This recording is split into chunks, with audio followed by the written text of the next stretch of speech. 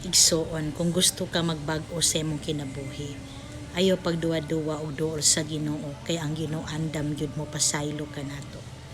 Kay balo ba ka kung unsa kabuutan ang Ginoo igsuon, bisan unsa pa kangit-ngit ng atong mga sala, basta mo dangop lang taniya, walay sala nga dili mapasaylo igsuon. Ang dili mapasaylo nga sala nato karon kanang di nato hinulsulan og pangayog pasaylo sa Ginoo. Kita nga tao karon gitagaan gyud tag free will sa Ginoo. Iyan na tang gitagag higayon kung unsa ang dalan nga imong pagkasubayon, ang pagmatarong ba ug kangitngitan. Ug ikaw nga tawo kay balo na ka nga kung matarong ang imong padulngan, paingon ta sa gingharian sa Dios. Kung atong subayon pod ang kangitngit, dawat nato nga atong paingnan kalaglagan nga mao ang impyerno.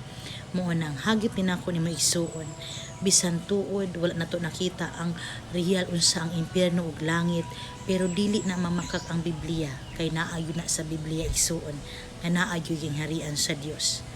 Ug mao na atong paningkamutan nga atong buhaton nga naayod siya mga requirements, ug ang requirements mao gyud ang atong pagmataro, ang atong pagtuman sa balaod sa Ginoo usa yun na sa mga requirements. Muna kita igsuon ang atong panahon karon, dapat magmaalamon ta, di ta magkumpiyansa. So mintas may panahon pa kita, mubalik na ta sa Ginoo. Kung nagpakasala tag taas nga panahon, sakto na, inap na, panahon na nga mubalik na ta sa sabakan sa Ginoo. Sa paagi igsuon, ang paghinursul yun ang naguna. Pangayuan na itong pasaylo sa Diyos ang atong mga sala, maningkamot ang mag-ampo yun ta kanunay sa tanang adlaw.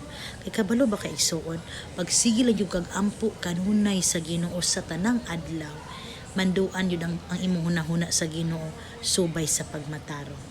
Usbon yun sa Ginoo ng imong mga pagbati sa tinuod nga gugma. Inana ang kalainan, basta tawo tang mag-ampo yun. Amen?